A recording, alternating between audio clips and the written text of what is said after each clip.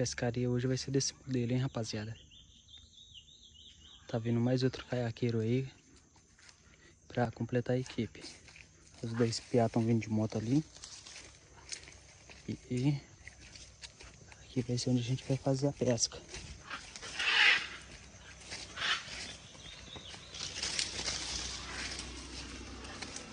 Só que espetáculo.